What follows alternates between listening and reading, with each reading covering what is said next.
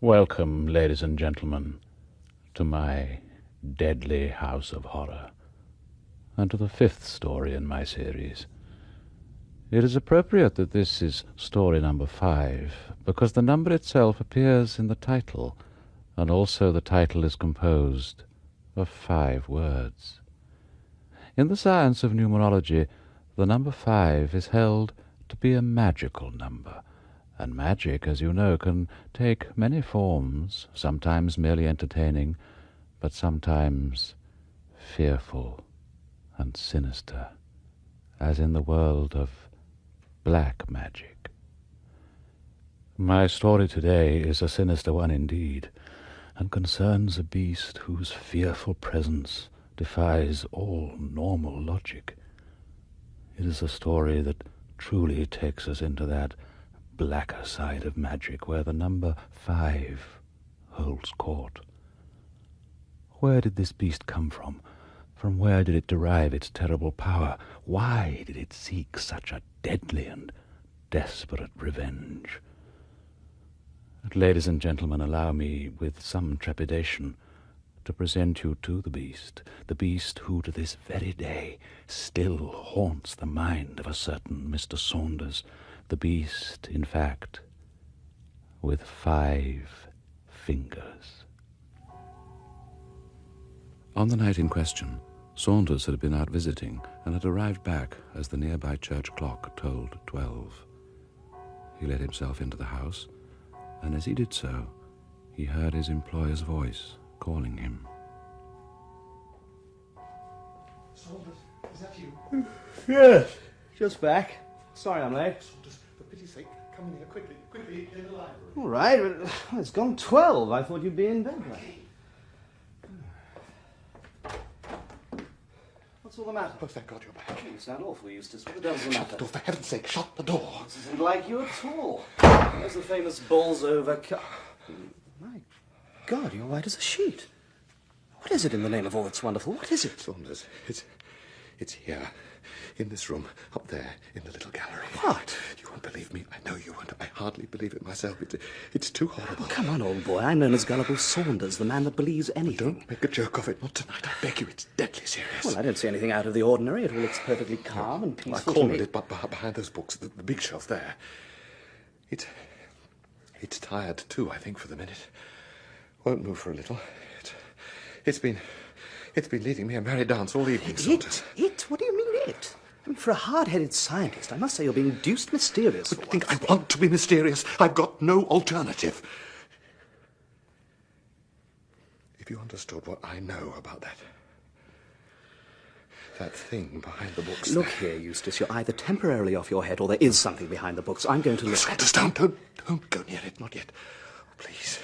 It might... Might what? Listen, Saunders. If you sit down, I'll tell you what I know. And look, I'm calmer now. You can see that. I must tell you before I get you to help me catch it. Well, whatever you like. What about a drink? Yeah. Whiskey? Brandy? You look as though you could do with one. Brandy, please. Mind if I have one myself? No, of course not. No soda. Thank you. Now, to begin with, I want you to believe that everything I'm going to tell you is the gospel truth. You remember that the afternoon post came in just before you went off in the car? Yes, Morton put the letters on your desk unopened. And there was something else. A box.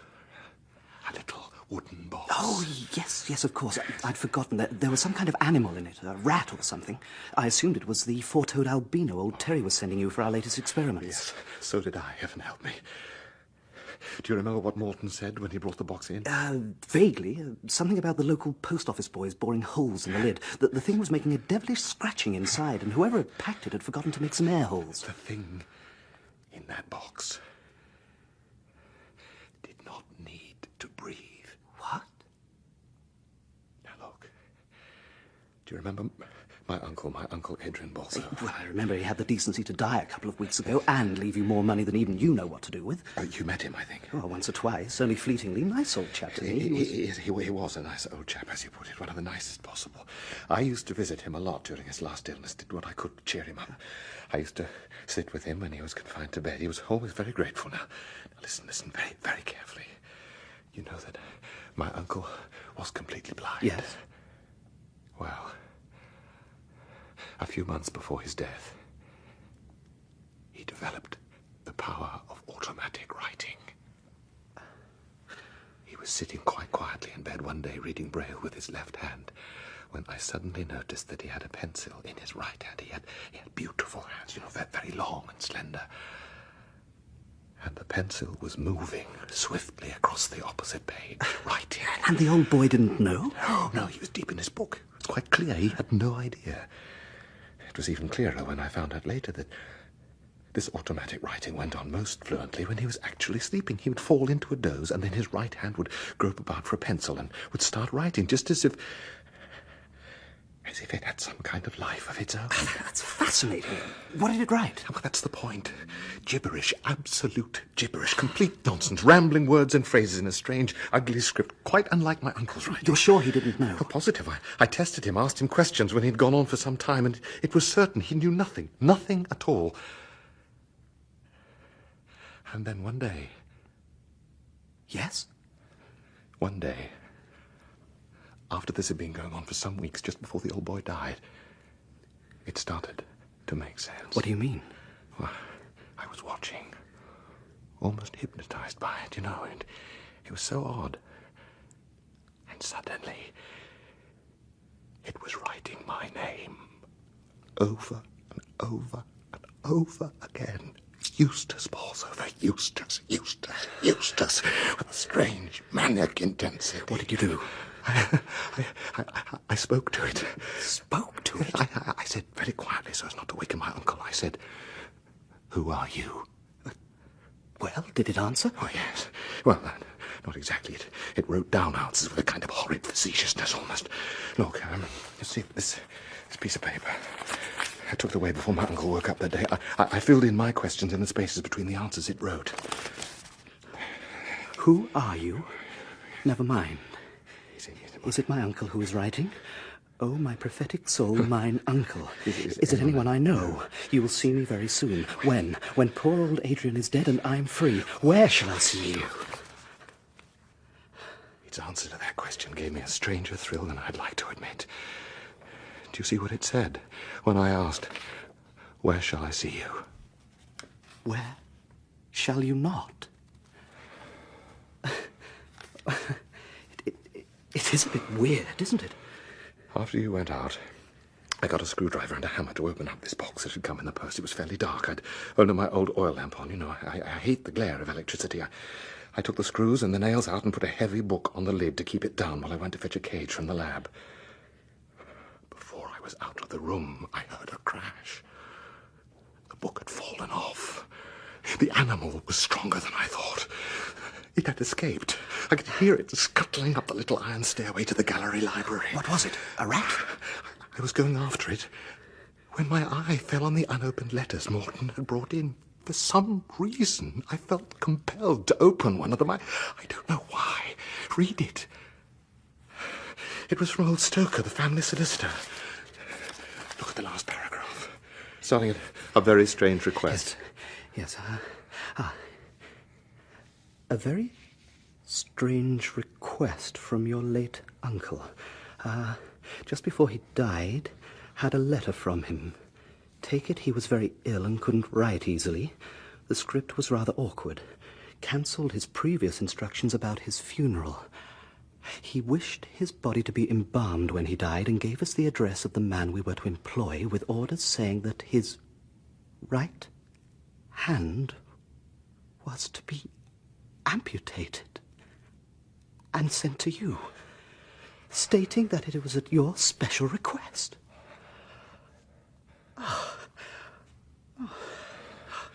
When I read that, I was suddenly more frightened than I have ever been in my life. I got up to my feet, Somehow, I climbed the stairs to the gallery, switched on the light, and about 6 yards in front of me, crawling along the floor, was a man's hand. My uncle's hand. It was like a hideous grey toad. I don't believe it. I can't believe it. It doesn't make sense.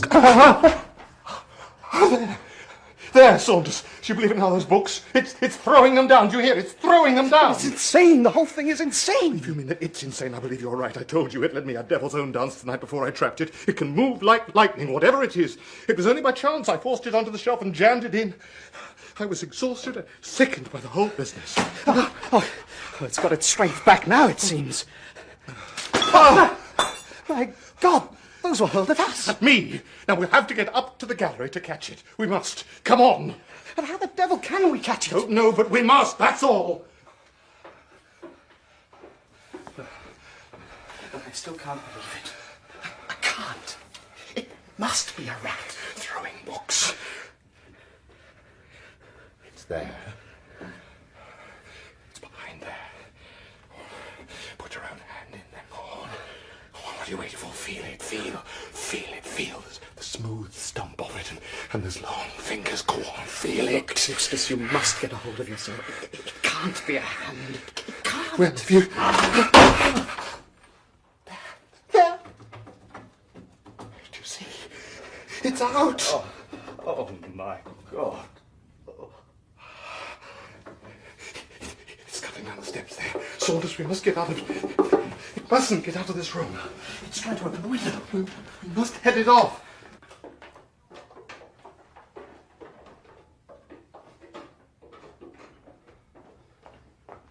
Stand by the door so it can't get out. Right. Oh, it's coming towards you, Eustace. It's on the piano. I got it, Saunders. I got it. Oh, it's horrible. It's horrible. It's as cold as death. I can't hold it. I can't. It's biting me. Threw it in the fire. I can't do that. Saunders, for heaven's sake, look on my desk. There is a hammer and some nails. Oh, you can't mean... Do exactly as I tell you. Put the lid of the box down there. Yes. I'm going to nail it to it. Yes. That's it. Now, give me a hammer. Hold that nail above it.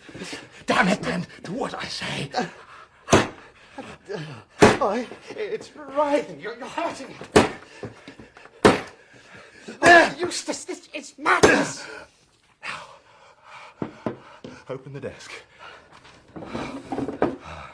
You can stay in there till it dies. Whatever it is. If it can die. Now lock it. And the key goes in my pocket. Now, for the love of heaven, man. Brandy. More brandy.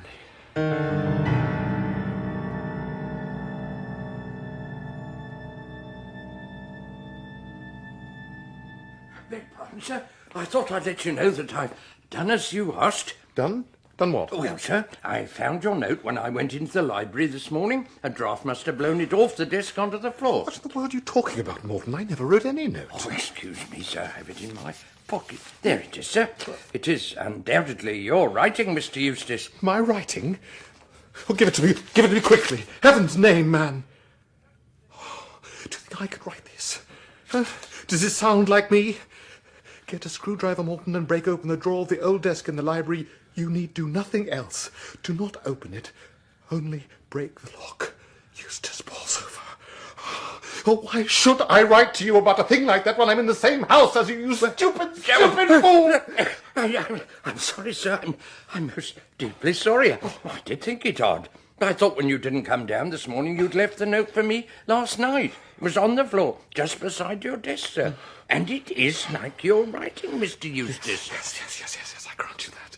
Oh, I'm sorry, Morton. You see, it can imitate handwriting. I mean, look at that letter to old Stoker. I beg your pardon, sir. Who can? Nothing, no, it doesn't matter. Well, what happened? I mean, you did it, you say. You broke the law. Yes, sir. First thing, I sincerely hope, sir. Oh, no, Morton, of course, I can't blame you, but... Well, what are you staring at?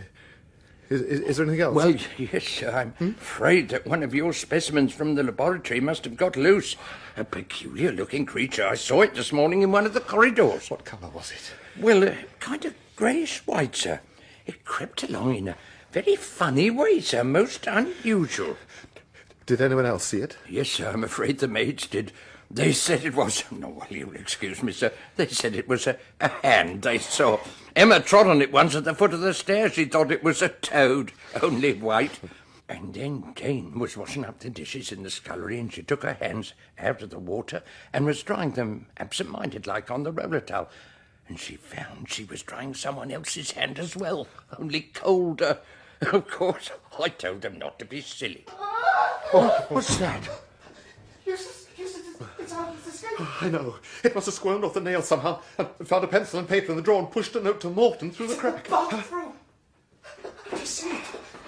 I won't get to wash my hands. I think it's mad. I've never seen anything more horrible. We've got to get hold of it again. It's the only way. Which bathroom was it? First floor, next to my room. Come on. Morton, get a cloth of some kind and follow us. Anything. Yes, sir, yes.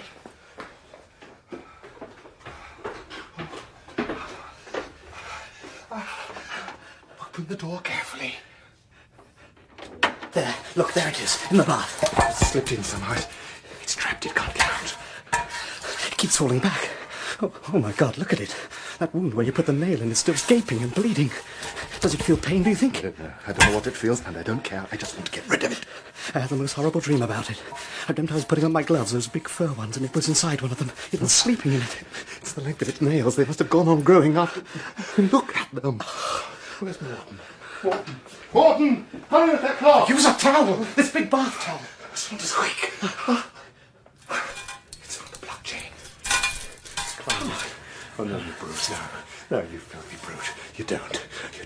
I got it. Hold it, Eustace! You must hold on to it! I can't. It's all slippery. It's claws. It's scratching. It's trying to kill me. Shut the window! I brought your landing net from the laboratory, sir. Thought if it was an animal... Damn, Morton, get out of the way! It's gone.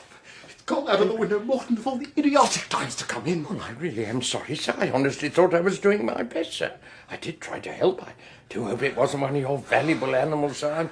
I'm really very sorry. I'm very, very sorry.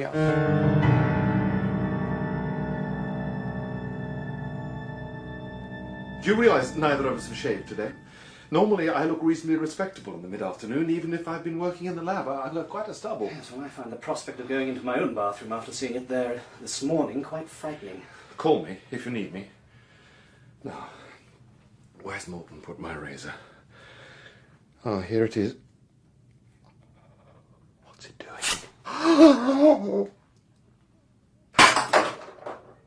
my God.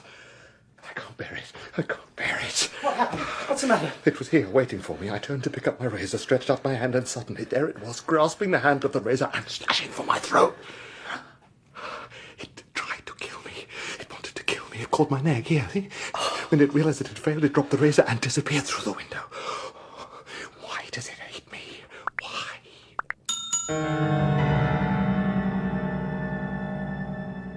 I've told Morton we won't require him any more tonight and that he should lock up very carefully. Turn the key quickly. It mustn't get inside. Check the windows. Oh, what is it? That's what I can't understand. What is it? No, I just don't know.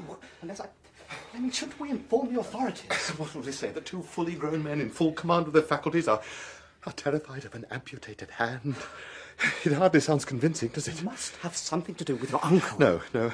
Adrian was a fine man. This thing is evil, dreadfully evil. It wants to kill me. But he was blind. I suppose that made his hands more sensitive than most. Was he always blind? Yes, as long as I remember. But no, it's useless to try that tack. It wasn't my uncle. I think... What? Oh, I don't know. It's too fantastic. The whole thing is just too fantastic. Oh, what about a game of cards or chess or something? Oh, my nerve is going. Look, have some brandy. Yes. There, that should help. Thanks. Oh. Look, don't misunderstand me. I just want to say I am glad you're here with me. Not for your sake. I wish you weren't for your sake, but I don't think I could have borne this alone. Look, I'm glad I can help. It's the least I can do. I mean, somehow we've both got to face this rationally. We're both sensible men. Now, suppose... Oh, no. Suppose what? It doesn't matter how strange it seems. It couldn't be any stranger than what we've seen. Well, it sounds ridiculous coming from me, of all people, but I suppose some folk might say that some kind of malignant spirit had got your uncle to prepare a tiny body for it, almost. That's the only thing. Well, that is what I have been forced to think myself. And you remember what it said when I asked when I would see it? It said, when poor old Adrian's dead and I'm free. Well, it made itself free. It wrote that letter to the lawyer just before Adrian died. I mean, the instructions to have the body embalmed and the hand cut off and sent to me. But why? Why me? You'd spoken to it. You were the contact. No, it's more than that. I remembered something today, something my uncle said. I think he almost knew right at the end. But you said he didn't know. No, I don't mean fully. It was just at the end when he suddenly said, not apropos of anything particular, he suddenly said, education is good so long as you know to whom and for what purpose you give it. But with baser spirits... And then he drifted into a kind of doze.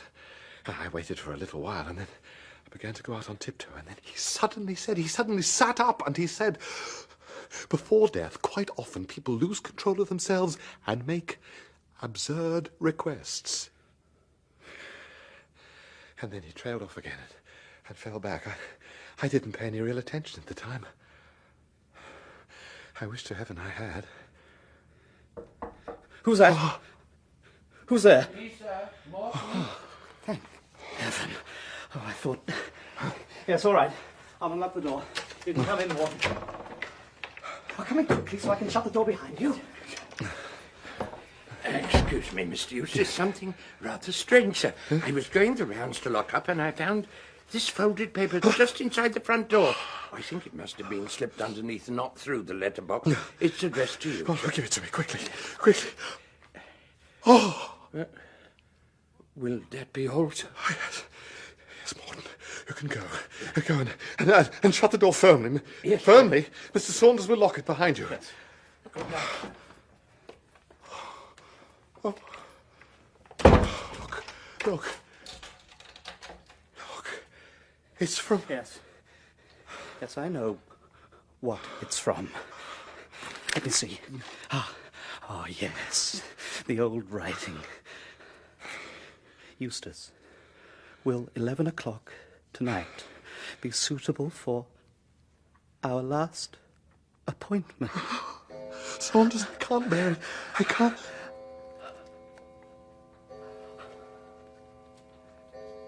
Oh.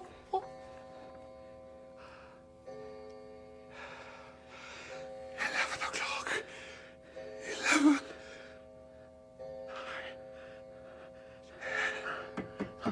Eustace. Saunders, wait. Listen. The window. It's at the window. No, it's nothing. It's the ivy tapping. It's only the ivy. It isn't. You know it isn't. But you can't get in. Oh, thank heaven for that. At least the window is locked and the door... It stopped. It's gone. Oh, Saunders, why me? Why me? I'm no worse than other men. I've done nothing to be ashamed of. I am no worse than you, Saunders. You spiked it through with that nail. I think it was filled with pure malevolence at first to everybody. Then you nailed it. It can get in. What? It can. We forgot. The chimney. There's no fire. Oh!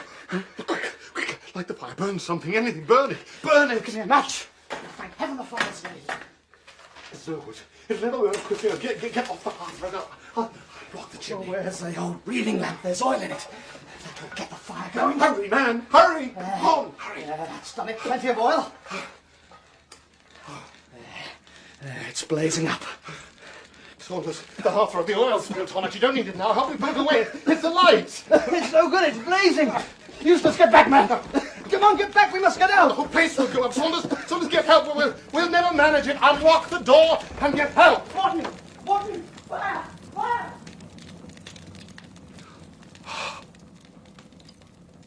It's here. My God. It's here. It's in the room. Help me, Saunders. Morton. Help me.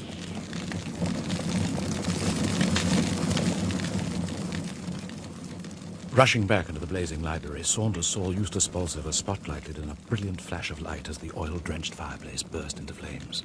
He saw Bolsover stumble and then fall to the floor.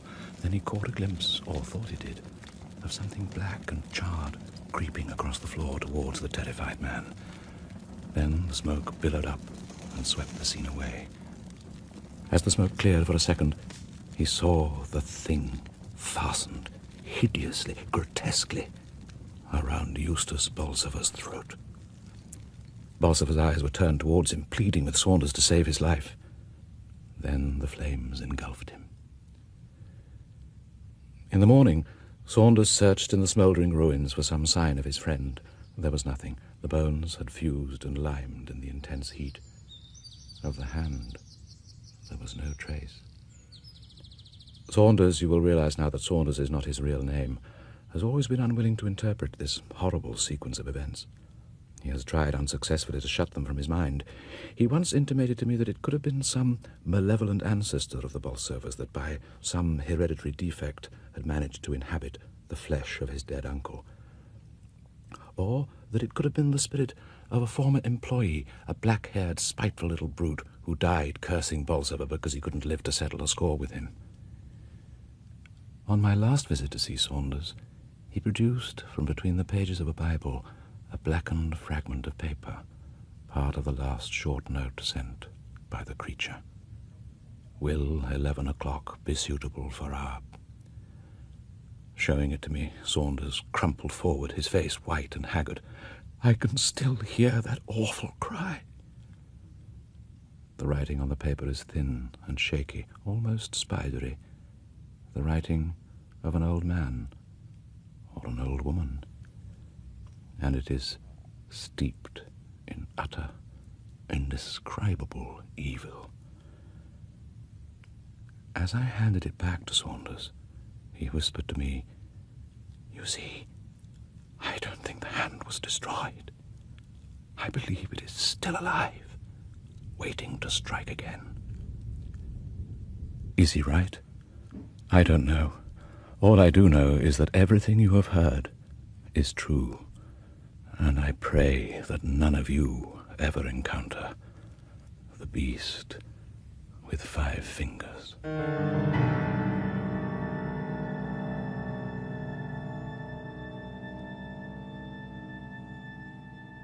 James Lawrenson was Eustace Bolsover, Kim Wall Saunders, and Cyril Luckham Morton. Our story was written by W.F. Harvey and dramatized for radio by John Keir-Cross. The director was Martin Jenkins. I am Edward D'Souza, the Man in Black, and I shall be back next week with another story in my series, Fear on 4.